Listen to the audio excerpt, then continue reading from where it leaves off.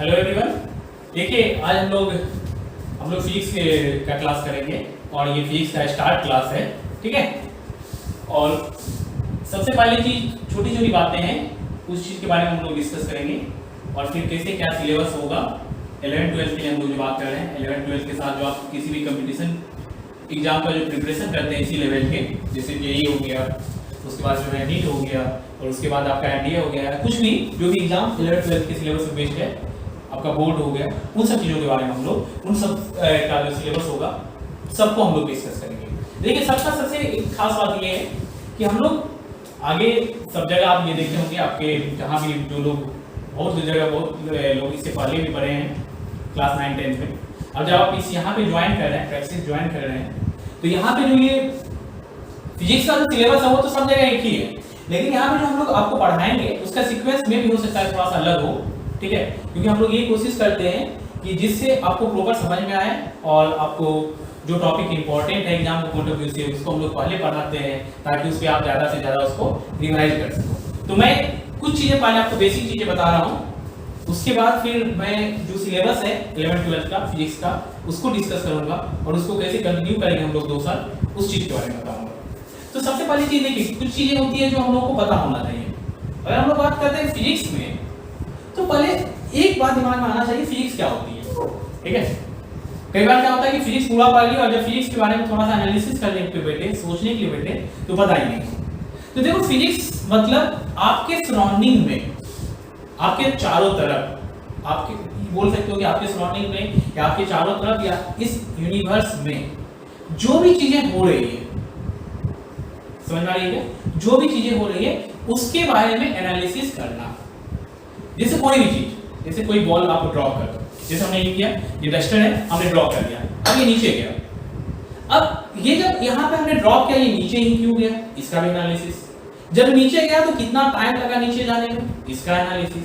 ये सब हम लोग फिजिक्स में ही बात करते हैं, ठीक है।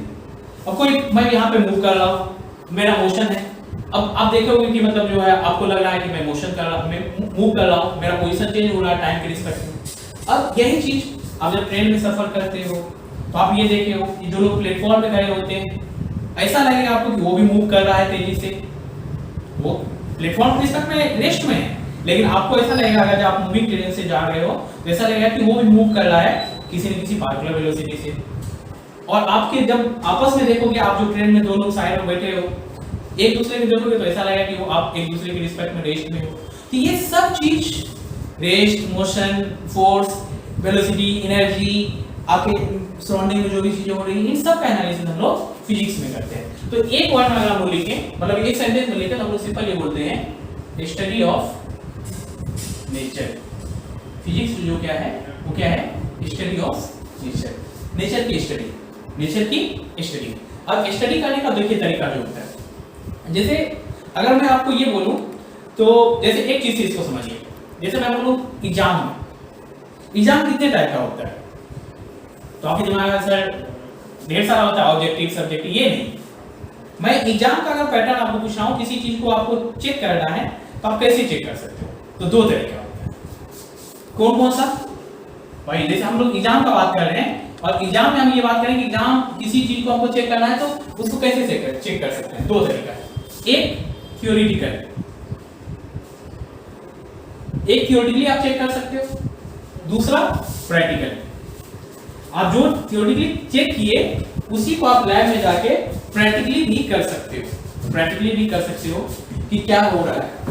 जैसे मैं सपोज कीजिए, आप थोड़ा बहुत आप 9th में बेसिक ये काइनेमेटिक्स ये सब रेंज क्वेश्चन पढ़े होंगे, उस चीज के बारे में एनालिसिस कर रहा हूं।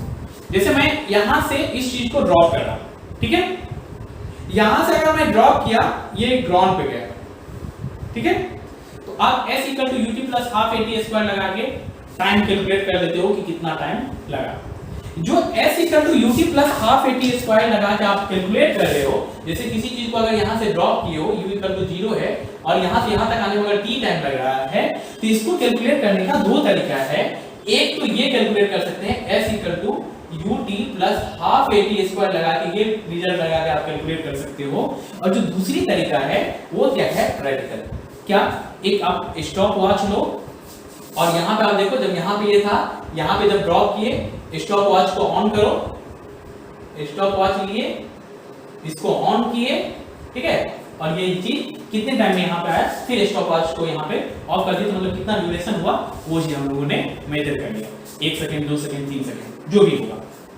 तो यहाँ पे आपने क्या देखा, एक चीज को दो तरीका से एनालिसिस, एक थ्योरेटिकल और एक प्रैक्टिकल। जो थ्योरेटिकल रिजल्ट है उस पे तो कभी संदेह ही नहीं करना चाहिए, डाउट ही नहीं करना चाहिए कि वो गलत होगा, क्योंकि ये प्रैक्टिकल, आपने प्रैक्टिकल करके ये रिजल्ट निकाला।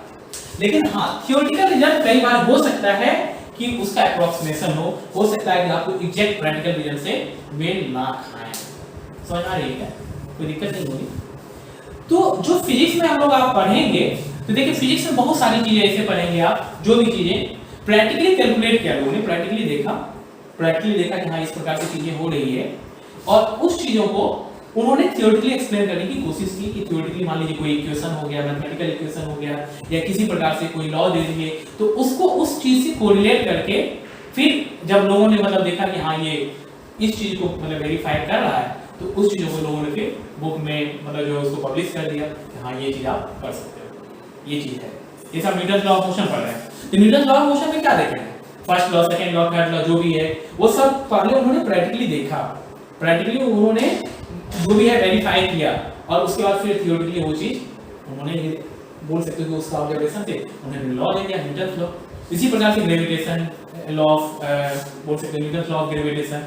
इसी प्रकार से आप बोल सकते हो कि कूलम्ब्स लॉ ऑफ इलेक्ट्रोस्टैटिक्स। तो ये सब चीजें जो है लोगों ने पहले प्रैक्टिकली देखा, प्रैक्टिकली ऑब्जर्व किया, उसके बाद फिर थ्योरेटिकली उनको रिलेट करने की कोशिश की। तो ये सब सारी चीजें हम लोग फिजिक्स में करते हैं, कोई दिक्कत नहीं होगी। एक रफ आइडिया आपको आ गया होगा फिजिक्स में हम लोग क्या बात करेंगे, ठीक है।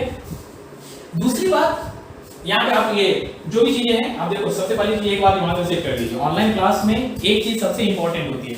ऑनलाइन क्लास हम लोग, आप ऐसा नहीं कि आप मोबाइल लिए एंटरटेनमेंट के लिए देख रहे हैं, ये कोई मूवी या कोई सॉन्ग नहीं है, ठीक है। एक पेन पेपर लेके बैठिए और जो है नोट्स बनाते जाइएगा, ठीक है। इसीलिए लेक्चर ये रिकॉर्ड किया जा रहा है। बिना नोट्स का ये चीज आप जो बोलेंगे कि हम पढ़ेंगे, ये फिर कोई मतलब नहीं है इसका। जो भी मतलब ये यहाँ पे लिखा जा रहा है बोर्ड पे, उसको आप प्रॉपर कॉपी में लिखिए। इसके अलावा अगर कोई बुक पढ़ रहे हैं तो उसका भी आप नोट्स बनाइए, ठीक है। चलिए आगे बात करते हैं हम लोग सिलेबस का, जो 11th 12th का सिलेबस है उस चीज के बारे में बात करते हैं।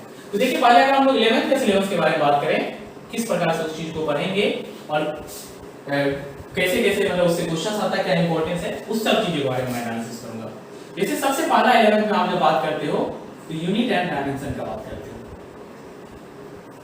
Unit and dimension basic topic है, बहुत सिंपल टॉपिक है, ठीक है, और उससे क्वेश्चन भी आता है। उसके बाद आप एरर एनालिसिस का बात करते हो।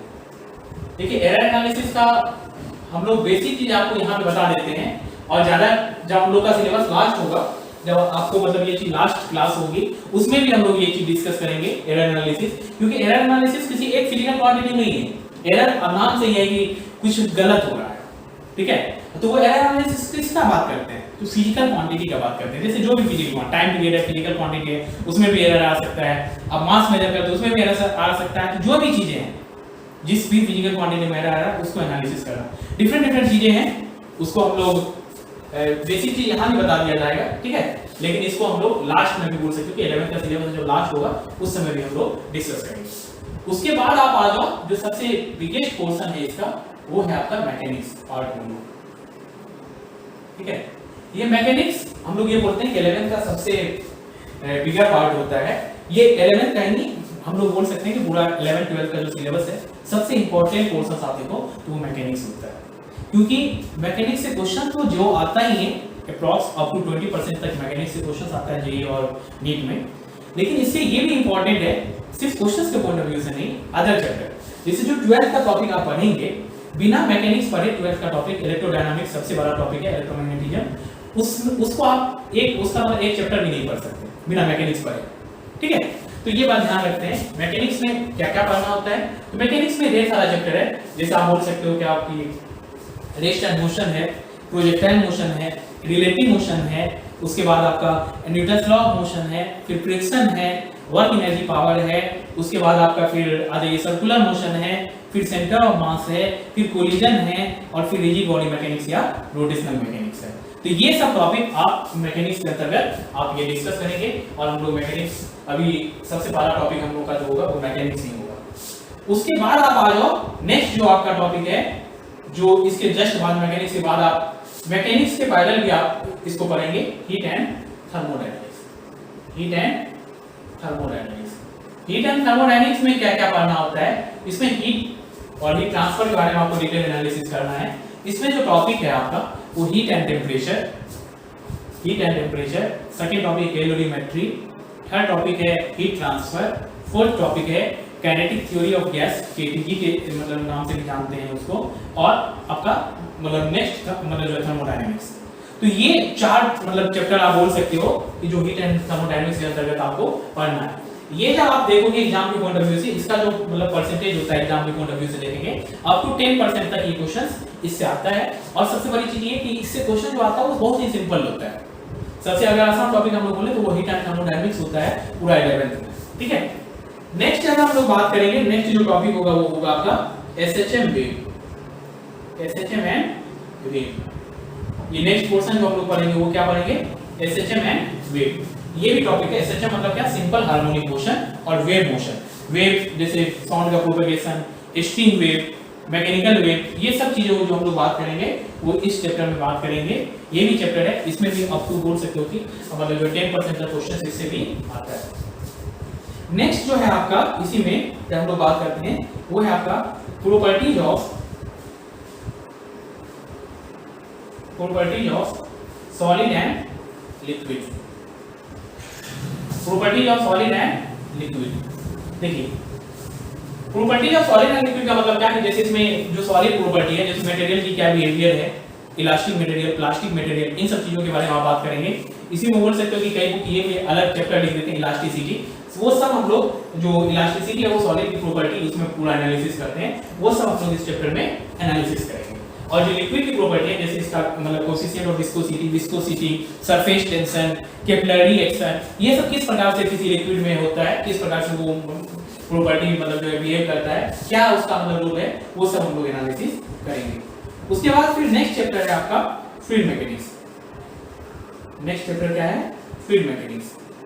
देखिए फ्लूइड मैकेनिक्स और property of solid and liquid मिला के, इस दोनों टॉपिक मिला के आप ये बोल सकते हो कि जो क्वेश्चन आता है, एक दो क्वेश्चंस मतलब जो है आ जाता है, आप तो बोल सकते हो कि 5 से 6% तक इसका मतलब जो है रोल होता है सिलेबस में, इसीलिए हमने इसको लास्ट में रखा, ठीक है, इसीलिए हम लोगों ने इसको लास्ट में रखा, सेकंड लास्ट है। और जो सबसे लास्ट में आपका वो है ग्रेविटेशन, सबसे लास्ट में है वो ग्रेविटेशन। देखो ग्रेविटेशन इंपॉर्टेंट है, ग्रेविटेशन से क्वेश्चन आता है, लेकिन आप बोलेंगे सर फिर ग्रेविटेशन आपने लास्ट में क्यों रखा, उसका एक रीजन है, उसका एक रीजन है क्यों ग्रेविटेशन हम लोग लास्ट में पढ़ते हैं। क्योंकि जब ग्रेविटेशन हम लोग पढ़ते हैं उसके जस्ट बाद 12th में एक टॉपिक होता है इलेक्ट्रोस्टैटिक्स, वो टॉपिक और ग्रेविटेशन ऑलमोस्ट बोल सकते हो कि मतलब जो है बहुत ही सिमिलर होता है। जैसे ग्रेविटेशन में हम लोग मास का एनालिसिस करते हैं, इलेक्ट्रोस्टैटिक्स में हम लोग चार्ज का एनालिसिस करते हैं, और जो भी चीजें हैं, जो भी थ्योरम यहाँ अप्लाई करते हैं वहां भी ऑलमोस्ट सेम चीज होता है, इसीलिए हम लोग इसको लास्ट में रखें। इसका वेटेज है, इससे क्वेश्चन अच्छा खासा होता है। ग्रेविटेशन और इलेक्ट्रोस्टैटिक्स मिला के हर साल 1 से 2 क्वेश्चन आता है हर एक एग्जाम में। लास्ट का जो 10 साल का मतलब ट्रेडिशन है क्वेश्चन पूछने का, उसका मैं बात कर रहा हूँ, ठीक है। तो ये आपका 11th का पोर्शन हो गया, और किस प्रकार से वेटेज है ये भी आपको समझ में आ रहा है, किस प्रकार से हम लोग ये बात करते हैं। और इसका पूरा सिलेबस का डिटेल एनालिसिस जो है आपको जो आपका टेलीग्राम चैनल है प्रैक्सिस विद्यापीठ के नाम से, उस पे आपका पूरा ये अवेलेबल होगा। प्रैक्सिस विद्यापीठ के नाम से एक टेलीग्राम चैनल है, आप उस पे जाके ये सारा नोट्स और ये सब चीज आप डाउनलोड कर सकते हो, ठीक है। प्रैक्सिस विद्यापीठ का टेलीग्राम चैनल जो है उस पे जाके आप ये पूरा सिलेबस का एनालिसिस आप देख सकते हो कि जैसे मैकेनिक्स में हम लोग को क्या क्या कौन सा टॉपिक पढ़ना है, जितना चीज मैंने बोला वो आपको शॉर्ट फॉर्म में मतलब जो ये सॉफ्ट कॉपी उसका मिल जाएगा। नेक्स्ट अगर हम लोग बात करें जो 12th का सिलेबस है, देखिए क्लास 12th का जो सिलेबस है इसमें जो सबसे बड़ा टॉपिक है आपका वो है इलेक्ट्रोमैग्नेटिज्म। इलेक्ट्रोमैग्नेटिज्म सबसे बड़ा टॉपिक है, जैसे यहाँ पे मैकेनिक्स सबसे बड़ा टॉपिक है, ये सबसे बड़ा टॉपिक है, उसी प्रकार से क्लास 12th में इलेक्ट्रोमैग्नेटिज्म जो है वो सबसे बड़ा टॉपिक है। इलेक्ट्रोमैग्नेटिज्म में आप क्या क्या पढ़ोगे? सबसे पहला जो इलेक्ट्रोस्टैटिक्स, जो ग्रेविटेशन के जस्ट बाद स्टार्ट हुआ, जब 12th में आप आएंगे तो इलेक्ट्रोस्टैटिक्स, फिर आपका उसी में गॉस थ्योरम, फिर उसी में आपका मतलब बोल सकते मेटालिक कंडक्टर, और फिर आगे हम लोग बात करेंगे कैपेसिटर, इलेक्ट्रिसिटी, फिर मैग्नेटिक्स, उसमें magnetic field and magnetic force और उसका इफेक्ट, फिर आपका EMI AC इलेक्ट्रोमैग्नेटिक इंडक्शन और अल्टरनेटिंग करंट, और फिर नेक्स्ट जब हम लोग बात करेंगे जो लास्ट में होगा इसका, वो होगा इलेक्ट्रोमैग्नेटिक वेव। इस टॉपिक के बारे में हम लोग एनालिसिस करेंगे। इसमें सबसे लंबा टॉपिक है, और अभी के जो ट्रेडिशन है क्वेश्चन पूछने का, सबसे ज्यादा मतलब क्वेश्चन हम लोग बोल सकते हो कि पूरा फिजिक्स में सबसे ज्यादा क्वेश्चन इस पोर्शन से आता है, अप टू 30%, यानी 30% तक भी क्वेश्चन इससे इलेक्ट्रोमैग्नेटिज्म टॉपिक से पूछा जा सकता है। और बिना, अब आपके दिमाग में ये भी आया होगा कि जब सर इलेक्ट्रोमैग्नेटिज्म से सबसे ज्यादा क्वेश्चन पूछता है तो क्यों ना फिर मतलब इस सब को छोड़ के सिर्फ इलेक्ट्रोमैग्नेटिज्म पहले पढ़ाया जाए। तो आपको एक बात समझ में आना चाहिए कि जो ये है टॉपिक है, बिना मैकेनिक्स के आप नहीं पढ़ सकते, इसीलिए हम लोग इसको क्लास 12 में सबसे पहला टॉपिक जो होता है हम लोग का यही होता है, इलेक्ट्रोमैग्नेटिज्म होगा, जो हम लोग डिटेल से एनालिसिस करेंगे। इसके बाद फिर हम लोग आ जाइए, आपका जो होता है वो होता है मॉडर्न फिजिक्स। मॉडर्न फिजिक्स की अगर बात करें तो देखिए नाम भले ही मॉडर्न फिजिक्स है, लेकिन इसमें जो चीजें एनालिसिस करते हैं वो 200 साल पुराना होता है। इलेक्ट्रॉन, प्रोटॉन, न्यूट्रॉन्स के बारे में एनालिसिस करना, और आपको पता है कि इलेक्ट्रॉन, प्रोटॉन, न्यूट्रॉन के बारे में जो आया था, जो भी चीजें बात किए थे, वो कितना पहले था, ठीक है, लगभग 160-170 साल पहले। तो उस चीज के बारे में हम लोग एनालिसिस करते हैं। मॉडर्न फिजिक्स अगर स्कोरिंग के पॉइंट ऑफ व्यू से देखा जाए तो सबसे, अगर इसमें पूरा 11-12 के सिलेबस में देखा जाए तो मॉडर्न फिजिक्स सबसे स्कोरिंग टॉपिक होता है। 15% तक क्वेश्चंस आता है इससे, और इससे जो क्वेश्चंस आता है सबसे बड़ी बात ये है कि वो सिंपल क्वेश्चंस होता है। अगर आप ढंग से पढ़ लिए हैं टॉपिक तो आप क्वेश्चन सॉल्व कर सकते हो, इजीली सॉल्व कर सकते हो, कोई दिक्कत नहीं है। जैसे मैकेनिक्स के समय प्रैक्टिस मांगता है, इलेक्ट्रोमैग्नेटिज्म में प्रैक्टिस मांगता है, लेकिन मॉडर्न फिजिक्स ऐसा टॉपिक है जब आप सिर्फ क्लास अच्छे से अटेंड कर लिए, नोट्स अच्छे से पढ़ लिए, तो आप मॉडर्न फिजिक्स के क्वेश्चंस सॉल्व कर सकते हो।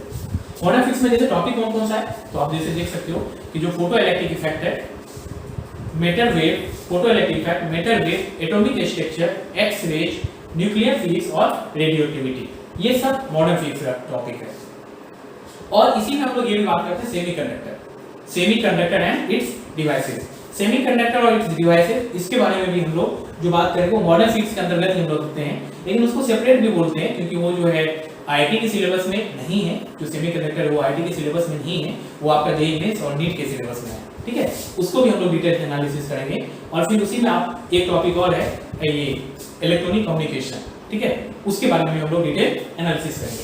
और जो इसका लास्ट सबसे आपका 12th का टॉपिक है वो है आपका ऑप्टिक्स। लास्ट टॉपिक वो क्या है, ऑप्टिक्स।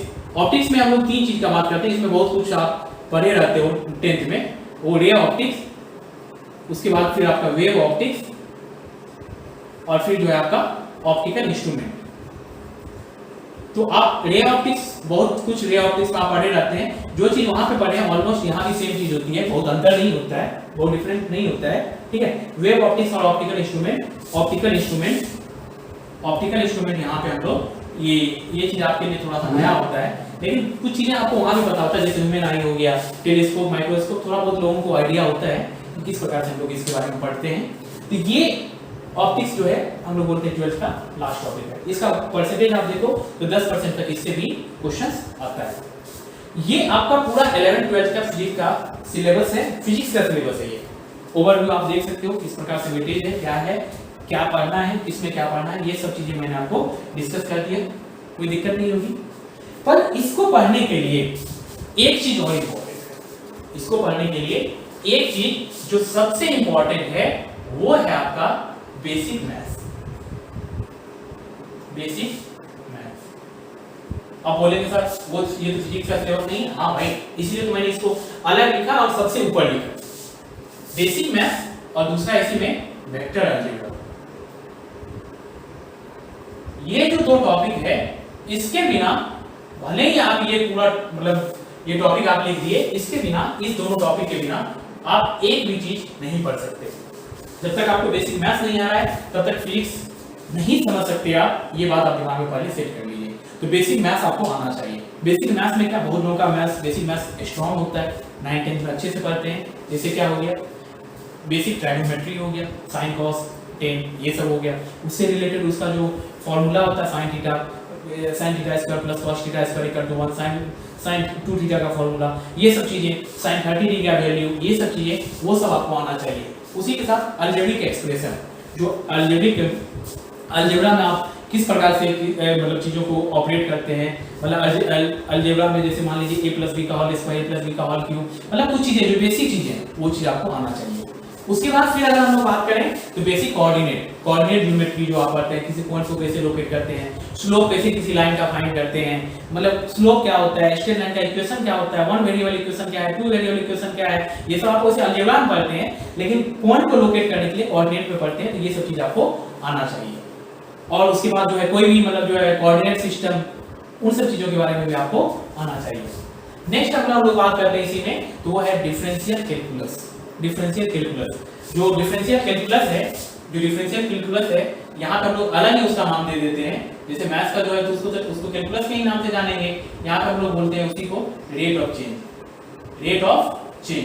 जो रेट ऑफ चेंज है यही है डिफरेंशिएशन के बारे में आपको डिटेल्स एनालिसिस होना चाहिए। देखो डिफरेंशिएशन सिर्फ ये नहीं कि डिफरेंशिएशन करने के लिए आए, डिफरेंशिएशन का मीनिंग क्या है, यहाँ पे फिजिक्स में किसी चीज को अगर डिफरेंशिएट करें तो उसका क्या मीनिंग है, उसका क्या फिजिकल सिग्निफिकेंस है, ये सब चीज आना चाहिए। फिर नेक्स्ट अगर हम लोग बात करते हैं रेट ऑफ चेंज के बाद या बोल सकते हो डिफरेंशिएशन के बाद, तो वो है बेसिक इंटीग्रेशन। ये भी चीज आपको आना चाहिए। इसको बेसिक मैथ से हमने अलग कर दिया, इसलिए अलग कर दिया, बेसिक मैथ्स तो आप 9 10 में पढ़ते हैं, लेकिन रेट ऑफ चेंज और इंटीग्रेशन जो है ये 9th और 10th के सिलेबस में नहीं है, तो वो हम लोग यहीं पे 11th 12th में डिस्कस करते हैं। ठीक है, कोई दिक्कत नहीं होगी, ये चीज आप देख सकते हो यहाँ पे, ये चीज हम लोग यहाँ पे पूरा डिटेल्स में एनालिसिस करेंगे। और फिर नेक्स्ट आ जाएगा वेक्टर अलजेब्रा।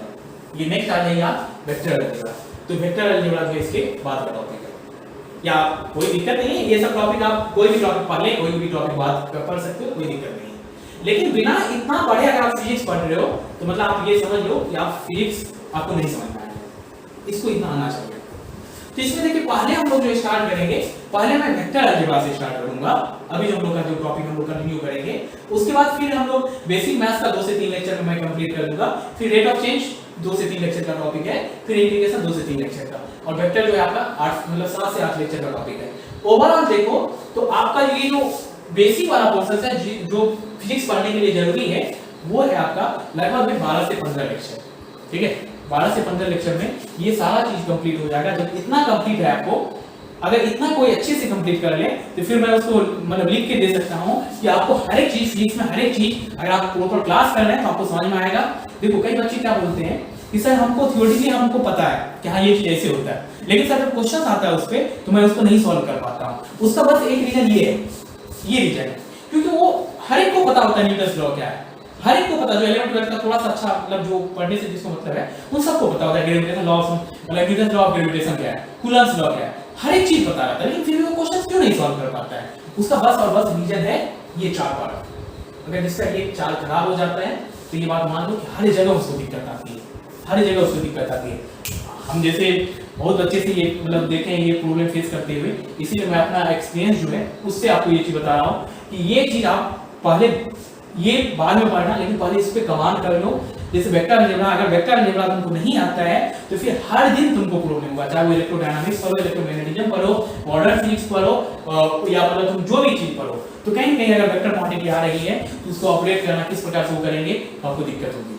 ठीक है, तो ये हम लोग का सिलेबस का ओवरव्यू था कि कैसे हम लोग को पढ़ना, ये चीज आपको समझ में आ गया। हम लोग इसी सीक्वेंस में पढ़ेंगे, पहले हम लोग ये सब ये पोर्शन कंप्लीट करेंगे, फिर इस सीक्वेंस में हम लोग पढ़ेंगे। ठीक है, और फिर जब 12th में जाएंगे तो इस प्रकार से हम लोग एक एक टॉपिक करके अच्छे से, जिस प्रकार से हम लोग फर्स्ट क्लास करेंगे उसी प्रकार से हम लोग का लास्ट क्लास होगा, उसी एनर्जी के साथ। ठीक है, कोई दिक्कत नहीं होगी। तो चलिए हम लोग बात करते हैं पहले वेक्टर अलजेब्रा, फिर उसके बाद हम लोग आगे बात करेंगे। मिटाओ इसको, चलिए देखिए अब जब हम लोग बात करते हैं वेक्टर अलजेब्रा का, उससे पहले एक चीज हम लोग डिस्कस करते हैं, वो क्या, वो है आपका फिजिकल क्वांटिटी। फिजिक्स में जैसे फिजिक्स में क्या मतलब, आप जब जनरल आप देखते हो तो 2 तरह की चीजें हम लोग एनालिसिस करते हैं। एक वो 2 तरह की क्वांटिटी हम लोग के सराउंडिंग है, एक वो जिसको हम लोग मेजर कर सकते हैं और एक वो क्वांटिटी जिसको हम लोग मेजर नहीं कर सकते। जैसे मैं आपको बोल रहा हूं कि आप मान लीजिए आपको किसी चीज का टकरा गया, चोट लग गया, आपको पेन हो रहा है, आपको पेन हो रहा है। तो अब ये पेन कितना हो रहा है आप क्या मेजर कर सकते हो क्या? ये पेन कितना हो रहा है वो मेजर कर सकते हो? नहीं कर सकते हो। आपको किसी चीज से मतलब आप बहुत अच्छा आपको लग रहा है, उसके बाद बहुत ही मतलब बोल सकते हो कि सहानुभूति है, इमोशन है, बहुत मतलब बोल सकते हो कि मतलब हाँ आप किसी चीज के बारे में बहुत ज्यादा इमोशन हो गए, तो क्या इमोशन को आप मेजर कर सकते हो कि कितना इमोशन हुआ? 4 केजी इमोशन की 10 केजी इमोशन की 4 न्यूटन इमोशन? नहीं कर सकते। तो जैसे पेन हो गया, इमोशन हो गया, उसके बाद और भी चीज हो गया जैसे लव हो गया, किसी चीज को आपको देख के उससे अट्रैक्ट हो गए, अरे कितना अच्छा है, या बोल सकते हो कि ये हम लोग कोई मतलब किसी भी चीज का से रिलेटेड जैसे लव, हम ये टर्म्स यूज कर रहे हैं, तो कितना किसी से कोई लव करता है, कितना प्रेम करता है, क्या इसको मेजर कर सकते हो क्या? नहीं कर सकते हो। तो ये वो क्वांटिटी है जिसको हम लोग मेजर नहीं कर सकते। कुछ ऐसी भी क्वांटिटी है जिसको मेजर कर सकते हैं, जैसे मास। अगर हम ये बोलता हूं कि आप मार्केट गए, चीनी खरीदे या कोई भी चीज, चावल खरीदे, कितना केजी चावल खरीदे, तो आपका जवाब होता है 10 केजी, 50 केजी, 25 केजी। तो यहाँ पे ये क्वांटिटी क्या है? वेजिटेबल। ये क्वांटिटी क्या है? वेजिटेबल। आपको हम बोल दिए मिल्क, आप मार्केट गए मिल्क खरीदे, कितना लीटर मिल्क खरीदे? 2 लीटर, 4 लीटर, 10 लीटर, तो ये क्वांटिटी क्या है? वेजिटेबल। ये बोर्ड, आपको बोला कि इसका डायमेंशन क्या होगा, इसका लेंथ क्या होगा, तो आपने बोला कि सर 5 मीटर ये लंबा है और 2 मीटर चौड़ा है, तो आप क्या बोलोगे? 5 मीटर इसका क्या है? लेंथ है, 2 मीटर क्या है? विड्थ है। इसको मेजर कर सकते हो। तो जो क्वांटिटी जिसको हम लोग मेजर कर सकते हैं, वो क्वांटिटी जिसको हम लोग मेजर कर सकते हैं, उसको हम लोग क्या बोलते हैं? Physical quantity. उसको क्या बोलते हैं हम लोग? Physical quantity. और जिस क्वांटिटी को हम लोग मेजर नहीं कर सकते हैं वो फिजिकल क्वांटिटी नहीं हुआ। हम लोग को फिजिक्स में जो बात करना है हम लोग को फिजिकल क्वांटिटी के बारे में बात करना है, फिजिकल क्वांटिटी।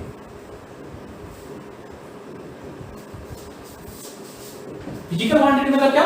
वो क्वांटिटी जिसको हम लोग मेजर कर सकते हैं, वो क्वांटिटी जिसको हम लोग मेजर कर सकते हैं। आप अपने देखो, मैं ज्यादा कुछ नहीं लिखूंगा, आप चीजें समझ रहे हैं, आपको चीजें समझ में आ रही है कि हाँ इस प्रकार से है, तो आप उसको अपने लैंग्वेज में लिखो। 11 12 में आ चुके हैं तो आपको ये चीज इतना तो आ रहा होगा कि किस प्रकार से उस चीज को हम लोग लिखें, ठीक है? कोई दिक्कत नहीं होगी। फिजिकल क्वांटिटी मतलब जिस क्वांटिटी को हम लोग मेजर कर सकते हैं, यानी मेजरेबल क्वांटिटी जो है उसको हम लोग क्या बोलेंगे? Physical quantity. कोई दिक्कत नहीं है।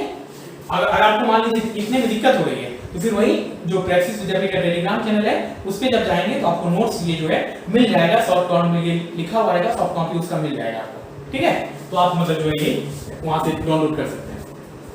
अब हम लोग बात करते हैं कि जिस क्वांटिटी को मेजर कर सकते हैं भाई उसको फिजिकल क्वांटिटी। तो अब देखिए फिजिकल क्वांटिटी का 2 चीजों के बेसिस पे इसका डिवीजन हुआ है।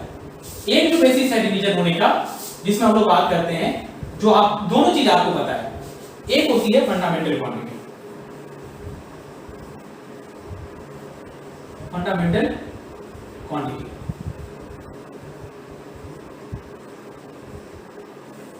ठीक है? ये फिजिकल क्वांटिटी का डिवीजन है। और दूसरा होता है ड्राइव क्वांटिटी, ड्राइव क्वांटिटी, एक फंडामेंटल क्वांटिटी और दूसरा ड्राइव क्वांटिटी। फंडामेंटल क्वांटिटी का मतलब क्या? वो क्वांटिटी जो इंडिपेंडेंट है, जो इंडिपेंडेंट है, जिसका अस्तित्व बोल सकते हो कि इंडिपेंडेंट है, उस क्वांटिटी को हम लोग क्या बोलते हैं? Physical quantity. जिसको दूसरे से मतलब नहीं है, जिसको दूसरे से मतलब नहीं है। और दूसरी क्वांटिटी क्या है? Drive quantity. वो क्वांटिटी जो फिजिकल क्वांटिटी, ये फंडामेंटल फिजिकल क्वांटिटी से मिलके बना हुआ है, वो क्वांटिटी जो फंडामेंटल फिजिकल क्वांटिटी से मिलके बना हुआ है उसको क्या बोलेंगे हम लोग? ड्राइव क्वांटिटी बोलेंगे। जैसे फंडामेंटल क्वांटिटी की अगर बात करते हैं तो जैसे 7 फंडामेंटल क्वांटिटी हम लोग फिजिक्स में पढ़ते हैं, 7 फंडामेंटल क्वांटिटी जो है हम लोग फिजिक्स में पढ़ते हैं, 7 फंडामेंटल क्वांटिटी। तो देख लीजिए इस ये 7 फंडामेंटल क्वांटिटी जो है कौन कौन सा, उसके बारे में मैं उसका नाम लिख दे रहा हूं, थोड़ा सा आपको आइडिया है, ये दिमाग में सेट कर लीजिएगा। जैसे सबसे पहला है मास, दूसरा लेंथ, तीसरा आपका ये टाइम, चौथा टेम्परेचर,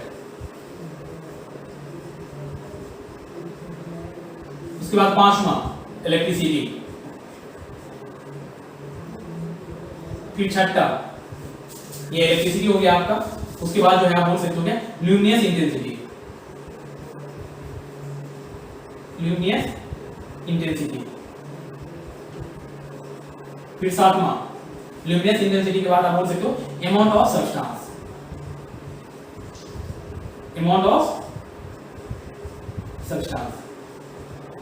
ये सब जो है, ये 7 जो ये क्वांटिटी है, ये फंडामेंटल क्वांटिटी है। ये दिमाग में सेट कर लो। जैसे मास का बात करते हो, मास किसी चीज पे डिपेंड नहीं करता, मास इंडिपेंडेंट क्वांटिटी होती है। समझ आ रही है क्या? लेंथ बात कर रहे हो, लेंथ इंडिपेंडेंट क्वांटिटी है। Time, temperature, electricity, luminous intensity, amount of substance, ये सब का सब जो है ये 7, यही 7 फंडामेंटल क्वांटिटी है। अब जब तुम ड्राइव क्वांटिटी की बात कर रहे हो, कोई भी ड्राइव क्वांटिटी, कोई भी इसके अलावा कोई भी क्वांटिटी ले लो, फोर्स, मास इनटू एक्सीलरेशन, ये बोल सकते हैं कि 2 फंडामेंटल क्वांटिटी से है। वेलोसिटी, डिस्प्लेसमेंट अपॉन टाइम, ये भी फंडामेंटल क्वांटिटी से मिलकर बना हुआ है। आप कोई भी और ले लो, एक्सीलरेशन, वेलोसिटी अपॉन टाइम, तो ये सब का सब जो है, सब का सब जो है, आप बोल सकते हो क्या, किससे मिलकर बना हुआ है? फंडामेंटल क्वांटिटी से। सब किससे मिलकर बना हुआ है? फंडामेंटल क्वांटिटी से। देखिए याद हो सकता है थोड़ा सा ये चीज आपको नीचे देखने में दिक्कत हो, लेकिन आप सुन रहे हैं केयरफुली, तो आपको कोई दिक्कत नहीं होना चाहिए। आप उससे सुन के अच्छे से आप लिख सकते हो, कोई दिक्कत नहीं। तो ये फंडामेंटल फिजिकल क्वांटिटी और ड्राइव फिजिकल क्वांटिटी के बारे में थोड़ा सा हमने बेसिक चीज देखा, किस प्रकार से ये हो रही है। इस चीजों को और भी डिटेल्स में आप जब यूनिट एंड डायमेंशन पढ़ोगे तो वहां पे आप पढ़ोगे। लेकिन हम लोग, मैं यहाँ पे क्यों लिखा, एक बात बच्चों को कंफ्यूजन हो जाता है, क्योंकि जब वो 9-10 में पढ़ता है कि फिजिकल फंडामेंटल और ड्राइव फिजिकल क्वांटिटीज का फिजिकल क्वांटिटी का टाइप्स में पढ़ता है, तो वो यहाँ पे आके कंफ्यूज हो जाता है। अब यहाँ पे क्योंकि हम लोग जो फिजिकल क्वांटिटी का टाइप्स लिखेंगे वो भी ये लिखेंगे, वो भी ये लिखेंगे क्या, scalar physical quantity, scalar physical quantity, ये सिंपल हम लोग बोल देते हैं इसी को स्केलर क्वांटिटी।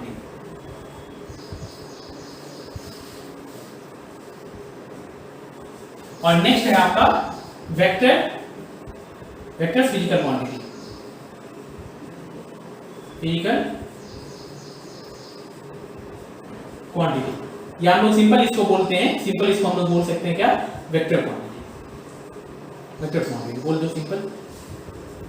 देखिए जब यहाँ पे हम लोग फिजिकल क्वांटिटी को ये दो पार्ट में लिखते हैं, दो बच्चे कंफ्यूज हो जाते हैं कि सर यहाँ पे फंडामेंटल ड्राइव बोल रहे थे आप, यहाँ पे वेक्टर स्केलर बोल रहे हैं, इसका क्या मतलब है? तो ये दोनों कैटेगरी होती है भाई, दोनों क्लासिफिकेशन होता है, ये भी है, ये भी है। इसमें फिजिकल क्वांटिटी आप लेंथ, मास, ये सब तो फिजिकल क्वांटिटी, सबको मेजर कर सकते हो, कोई दिक्कत नहीं होगी।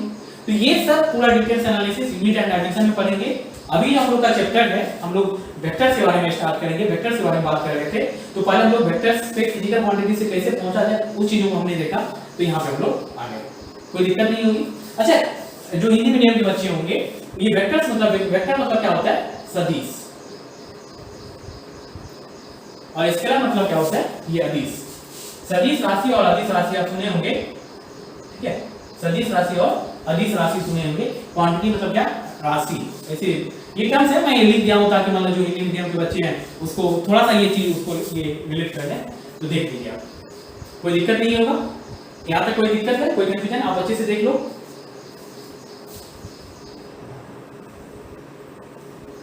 चलिए फिर हम लोग बात करते हैं नेक्स्ट जो हम लोग का है, मिटा रहा हूं उसको, ठीक है।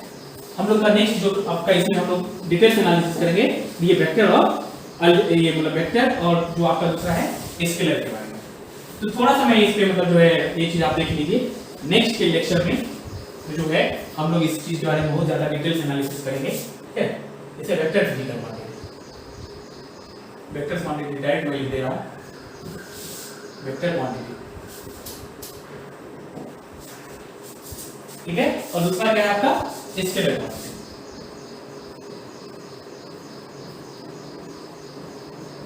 देखिए कुछ क्वांटिटी होती है, जैसे अभी आपने देखा मास, वेलोसिटी, एक्सीलरेशन, लेंथ, ये सब क्वांटिटी है।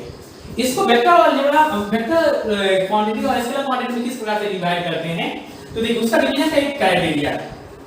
जैसे अगर मान लीजिए हम लोग ये बोल रहे हैं कि यहाँ पे इसमें कोई भी लिक्विड है, ठीक है, मास फर्स्ट हम लोग जो है m1 हम लोग बोले कि ये 5 kg था, और इसमें 5 kg और 4 kg और मिला दिए, 4 kg और लाके मिला दिए। तो अब अगर मैं आपको बोलूं कि इसमें कितना मास लिक्विड का हो गया, तो आपका जवाब होगा 4 kg प्लस 5 kg, टोटल हो गया, वो क्या हो गया 9 kg। आपने सिंपल ऐड कर दिया और इसका रिजल्ट क्या है, और देखा भी गया कि हाँ इसका जो इफेक्ट है वो 9 kg के इफेक्ट के बराबर है। सेम उसी प्रकार से आपने बोला कि ये 1 मीटर का लेंथ है और इसमें से 2 मीटर और आप लेंथ ऐड कर दिए, तो अब आपसे पूछा कि टोटल लेंथ कितना है, तो आपने बोला क्या 1 मीटर प्लस 2 मीटर यानी 3 मीटर। आपने देखा कि 3 मीटर है और 3 मीटर का जो लेंथ है उसका इफेक्ट भी वही है। जैसे आप मार्केट गए, अब मान लो किसी चीज का प्राइस जो है वो आपका 30 मतलब ये बोल सकते हो कि 50 रुपया है, किसी चीज का जो प्राइस है वो 50 रुपया है, तो अब 50 रुपया का सामान है, कोई 50 रुपया का सामान है, उसको हमको खरीदना है, तो आप क्या कर सकते हो सकता है कि 50 रुपया का एक नोट दे दो, हो सकता है ना, 50 रुपया का एक नोट दे दिए, या ये भी हो सकता है क्या कि हम 50 रुपया का एक नोट नहीं देके 20 रुपया का 10 रुपया का, दो 20 और एक 10 रुपया का नोट दे दिए, ये भी हो। तो या तो 50 रुपया आप दे दो या ये दे दो, यानी ये जो आप बात कर रहे हो, अगर हम 20 रुपया 10 रुपया का बात कर रहे हैं, तो इसका जो सम है ये इसका सम का इंपॉर्टेंट देखिए, सबसे पहले हम लोग समझते हैं कि दो चीज को ऐड करना उसका मतलब क्या है। जैसे हम 20 10 ऐड किए, तीन चीजों को ऐड किए, तो ये कितना हो रहा है 50, मतलब है इसका जो रोल है वो ही इसका भी रोल है, यानी जो सामान इतना में मिल सकता है वो सामान इतना में भी मिल सकता है। तो सम का मतलब यही कि अगर आप इसका इफेक्ट इसका जो वैल्यू है इसके वैल्यू के समान है तो हम लोग बोलेंगे कि ये सम जो है सही है, ये जो सम लिखे हैं आप ये सही लिखे, कोई दिक्कत नहीं है। यानी जो 50 रुपए का इफेक्ट होगा वही 20 + 20 + 10 रुपए का इफेक्ट होगा, कोई दिक्कत नहीं है। इसको हम लोग बोलते हैं बेसिक अलजेब्रा या बेसिक अरिथमेटिक बोल सकते हो। इसको जो हम लोग बोल रहे हैं सिंपली ऐड कर दिए इस प्रकार से। अब कुछ चीजें हैं जो ऐसे ऐड नहीं कर सकते आप, कुछ चीजों हैं जैसे ऐसे ऐड नहीं कर सकते। कैसे? किस तरह की क्वांटिटी को? जैसे आप देखिए, हम ये बोल रहे हैं कि आप ये कोई मास है, इस पे 10 न्यूटन का फोर्स इधर से लगा रहे हो और 10 न्यूटन का फोर्स इधर से लगा रहे हो। अब बोलोगे सर आप टोटल फोर्स कितना होगा? मान लीजिए किसी ने बोला 10 न्यूटन प्लस 10 न्यूटन, तो कितना होगा 20 न्यूटन, यही होगा। अब फिर किसी ने ये बोला कि सर अगर 20 न्यूटन का इस पे फोर्स लगाएंगे, अगर इसी पे मान लीजिए इसी डायरेक्शन में अगर हम 20 न्यूटन का फोर्स लगाते हैं, तो अगर ये सही होता तो इस 20 न्यूटन का और इस 20 न्यूटन का इफेक्ट क्या होना चाहिए? सेम होना चाहिए था, लेकिन ये सेम नहीं होता है। समझ में आ रहा है क्या? हमने ये काटा क्यों, क्रॉस क्यों किया? ये जो इसका इफेक्ट है, इसका इफेक्ट और इसका इफेक्ट सेम नहीं होता है। आप करके देख सकते हो, आप किसी डस्टर पे है, यही पे है, कोई भी ब्लॉक है, उस पे 10 न्यूटन का फोर्स 10 न्यूटन का मान लो नहीं मेजर कर सकते हो, दोनों नॉट का फोर्स यहां पे लगा, देखो दोनों तरफ से हमने फोर्स लगा रखा है। अब यही फोर्स एक डायरेक्शन में लगा दो, तो जो सम होगा डायरेक्ट जो सम कर रहे हो ये इसके इक्वल नहीं होगा। ये जो आप सम किए हैं, ये जो सम किए हैं आप, ये तो आप इसको नहीं कट करके आप इसी को कट करो और अच्छे से समझ में आएगा। ये जो सम किए हैं ये आपका सही नहीं है। क्यों सही नहीं है? क्योंकि ये तभी सही होता जब ये इफेक्ट इसके इक्विवेलेंट होता, सेम होता, लेकिन ऐसा नहीं। तो हम लोग ये भी बात कह सकते हैं कि देखिए कुछ क्वांटिटी होती है जिसको हम लोग सिंपल अलजेब्रा से ऐड कर सकते हैं और कुछ क्वांटिटी होती है जिसको हम लोग सिंपल अलजेब्रा से ऐड नहीं कर सकते हैं, तो वो उसी क्वांटिटी को हम लोग वेक्टर क्वांटिटी बोलते हैं। और उस क्वांटिटी को ऐड करने के लिए स्पेशल सेट ऑफ रूल की जरूरत होती है। स्पेशल सेट ऑफ रूल यानी उसको ऐड करने के लिए स्पेशल रूल की जरूरत होती है। उस क्वांटिटी को हम लोग वेक्टर क्वांटिटी बोलते हैं और जिस क्वांटिटी को आप सिंपल ऐड कर सकते हो उसको हम लोग स्केलर क्वांटिटी बोलते हैं। ये डिफरेंस थोड़ा आपको समझने में हो सकता है कि थोड़ा सा टाइम लगेगा, अब जब थोड़ा सा सोचेंगे तो आपको और डिटेल से एनालिसिस होगा। क्योंकि 9th स्टैंडर्ड तक जो आप पढ़ते हैं वेक्टर और स्केलर, वेक्टर मतलब ये पढ़ते हैं कि जिसके पास मैग्नीट्यूड और डायरेक्शन हो, और स्केलर मतलब वो पढ़ते हैं जिसके पास ओनली मैग्नीट्यूड हो। पर एक बात और दिमाग में सेट रखें कि जो हम लोग वेक्टर का बात करते हैं, सिर्फ ये कहना कि वेक्टर है मैग्नीट्यूड और डायरेक्शन होगा, मैग्नीट्यूड और डायरेक्शन जिस क्वांटिटी के पास है वो वेक्टर होगा, ये कहना गलत है। ये गलत नहीं बोल सकते, ये कहना इनकम्प्लीट। किसी क्वांटिटी के पास अगर मैग्नीट्यूड और डायरेक्शन सिर्फ है वो वेक्टर होगा, ये कोई जरूरी नहीं है। जैसे इसका एग्जांपल एक ले सकते हो इलेक्ट्रिसिटी, उसके पास मैग्नीट्यूड और डायरेक्शन दोनों है लेकिन फिर भी वो स्केलर क्वांटिटी है। उसका रीजन ये है कि उसको हम लोग सिंपल अलजेब्रा से ऐड कर सकते हैं। सिंपल अलजेब्रा से ऐड करने का मतलब क्या हुआ कि जैसे आप कोई एक मान लीजिए वायर है, ठीक है, जैसे सिंपल अलजेब्रा का मतलब यहाँ पे समझिए इलेक्ट्रिसिटी में क्या इसका क्या मतलब है। जैसे दो वायर है, इधर से I1 आ रहा है 3 एम्पीयर का और इधर से I1 आ रहा है, I2 आ रहा है 5 एम्पीयर का।